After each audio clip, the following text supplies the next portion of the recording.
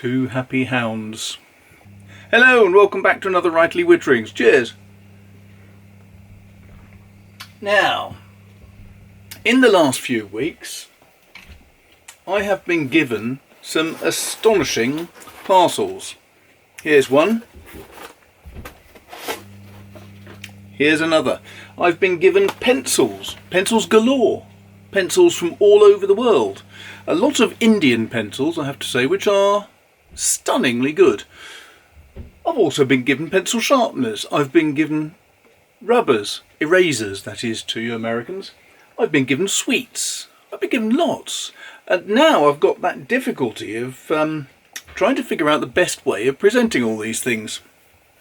So it's been a bit difficult recently. I've just shown you a picture of the dogs. We still have a spotty dog, but her time is limited. She's 14, she's very arthritic, she can hardly walk, and she's getting very blind.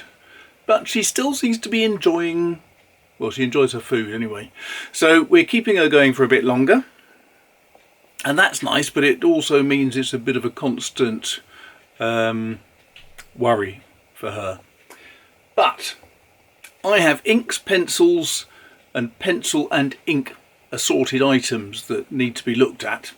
So I thought what I might do is do a pencil per week and an ink or something else. Doesn't matter what. But that way I'll start to get through this really astonishing variety of pencils. Let's have a quick look at them. So here we are back at the standing desk.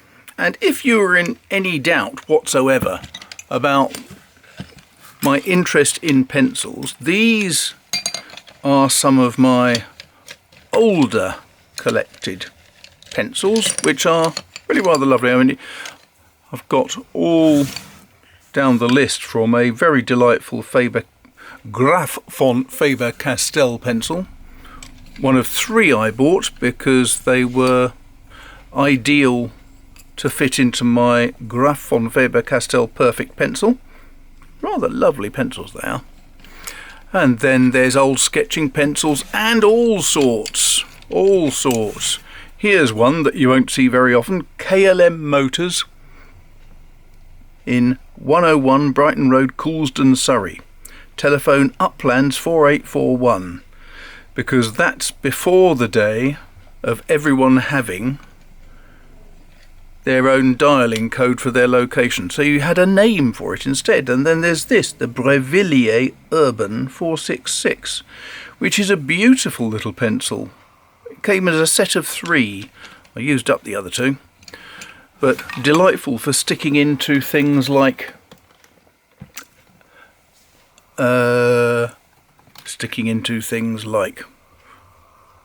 diaries. That's the word I was looking for, diaries. So I have a fabulous collection of pencils. I also have lots of other stuff, but here is the box that I received a little while ago with a packet of sweets which are rapidly being eaten, and they're lovely. I never used to like Parma violets, but these violet sweets are just gorgeous. They really are nice, which is a problem because yesterday I had to have 2 fillings replaced.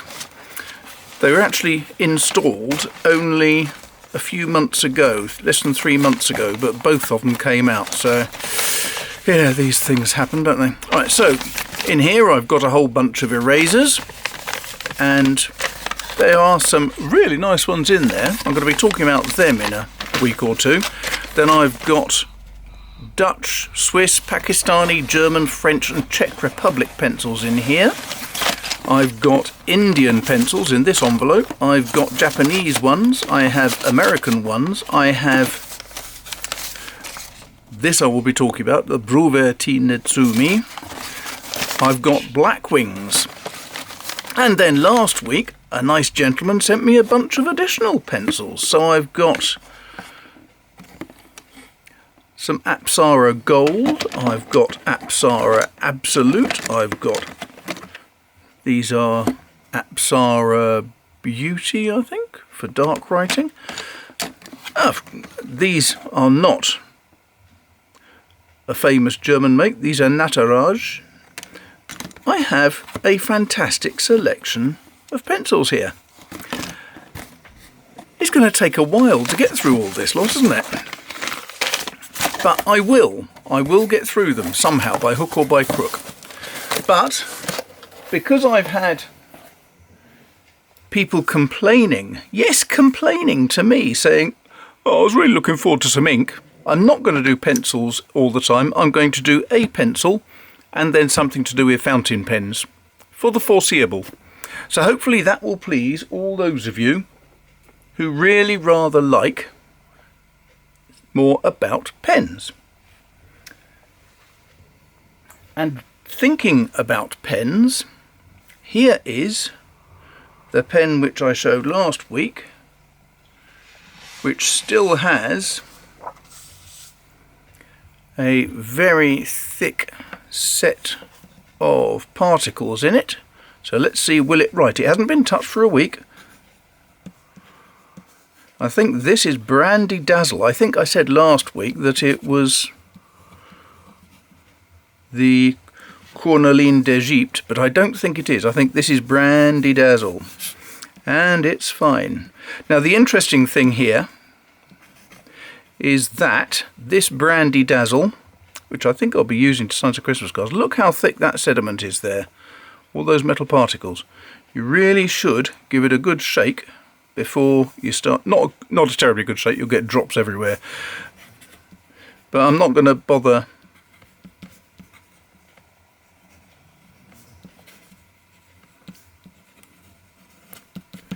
looking at it every single week. I just thought it would be useful to show that actually these particle type inks don't clog up your feed necessarily, don't cause problems.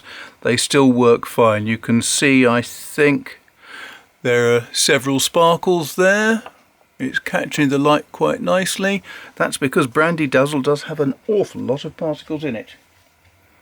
So today I have here some inks. Now this selection of inks is rather lovely. I've got Bouton d'Or, I've got Violette, I've got Brune, I've got Ocre or Jaune, how do you pronounce it? I've also got some Sepia and some Bekagt Harks.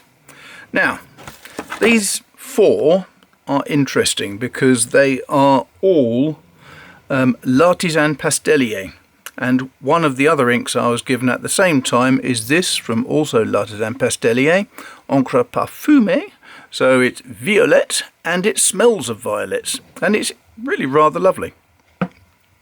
But what is important about these inks? Well, L'Artisan Pastellier has several advantages which I really like. The first is that they are a small company, and I always like dealing with small firms and helping them if it's at all possible. I didn't buy these, they weren't sent to me by Artisan Pastellier, they came straight from a friend in Belgium. Bart, you know who you are, thank you. But the main thing about these is they are supposedly really good in pens, to the extent that you can mix any of them. So you can literally make your own colours. So I quite fancy making a lighter version of brown, possibly with the gold, possibly with the yellow. I don't know yet, I haven't decided. But I have that possibility. They're also not particularly expensive. They're not as expensive as one of the big German firms or one of the big Japanese firms. They're really quite reasonably priced. Plus, not only that, they also come, once you bought your original in a bottle like this, you can get bigger bottles, then you can buy a top-up pack which is plastic. So it's actually saving on the cost of postage and all of that kind of thing. I'm hoping the plastic sachet that the ink comes in, which is very reasonably priced, it has to be said, but I'm hoping they will all be recyclable. That's something I need to check, something I need to look at, but it's something I sincerely hope for, because I really hate the thought of filling up landfills for no reason. So the question now is, what should I do in terms of an ink to test? And I think I'm going to go with the yellow, because I like yellow generally, and I don't often get the chance to use it. So I'm going to fill my TWSBI with some yellow, and we shall see how it comes out as an ink. What excitement, eh? Can you cope? Can I cope? I can't cope with modern life generally, so whether I can cope with a different type of ink is an exciting thought. Well, not very exciting. Exciting enough for me. Right, so here we go. Let's get this going. Quick pump. And there we have a load of nice ink in my TWSBI Go. I will just restate, because people always ask. I use a TWSBI Go with a 1.1mm stub nib. For all of my ink tests, it means that they are directly comparable no matter what I'm doing, and it also means that if there's any shading, you're likely to see it. If it's going to give ghosting or bleed through or anything nasty, you're likely to see that as well. So here we go with... I've got yellow ink all over me. I don't know where that came from. Probably just dripped down from the feed. Yeah.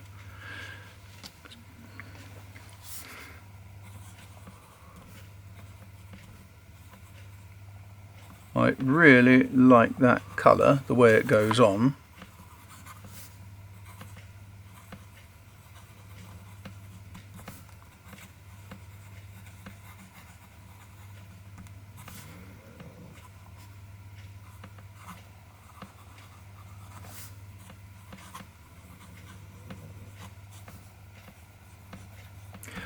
So, here we go.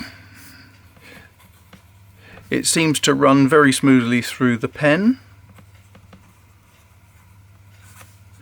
As you can see, this 1.1mm stub does give a nice bit of line variation, so when you're going sideways you get quite thin lines, when you're coming down you get thick. So, this means lots variation. And I like line variation, and I really, really, really like a nice amount of shading. My desk here is on a slight slope. Okay, so I can see big difference in shading there, big difference in shading there, nice lump of shade coming in at the bottom there, so that works very well. And I would say there's really good outlining on every letter. If you look there, you can see the outline of the ink very distinctly. Now this is good quality Tomo River 62 GSM. I do like testing my inks on different types of paper, so let's just try this.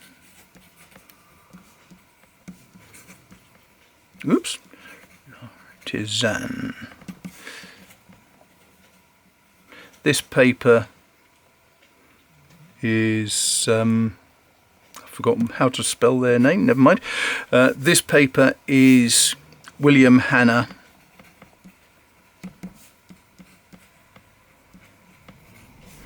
which is about 115, I think, GSM. Very heavy, absolutely lovely for almost every paper.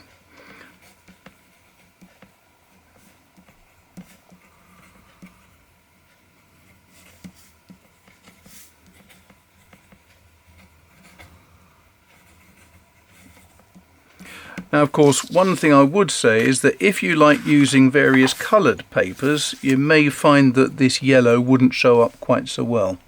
But certainly to my eye, that is giving a very nice,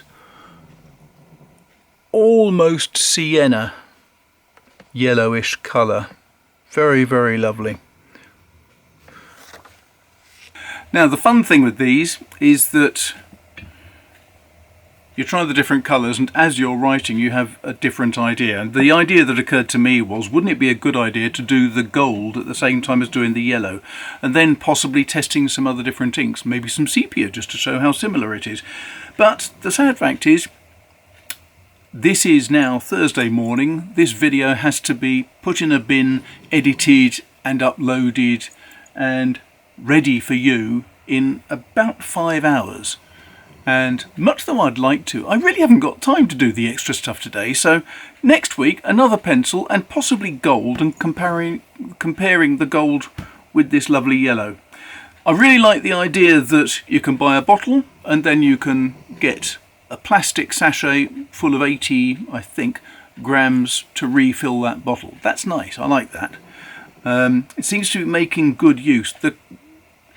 The idea of taking glass bottles is of course appealing because they can be fully recycled, but the energy used to produce a glass bottle is very high. So far better if you can have some cheap, low energy use plastics to make your bags out of that and then have them recycled. The main thing for me is just avoiding landfill and trying to stop using quite so much energy. It's not rocket science. Well, maybe it is, I don't know. But that's all for now, whatever it may be. I hope that was interesting. Thanks a lot for watching. Don't forget to hit the subscribe button, hit the bell button, share it, like it, tell your friends, all that stuff. But for now, I've got to go and answer a phone apparently. Thanks a lot for watching. They hung up already. No, my wife must have picked up the phone because she's in the house too. So, thanks a lot for watching, and I'll speak to you soon. Hopefully we'll still have a spotty dog. Let's just hope she stays fit and healthy. Thanks a lot and bye.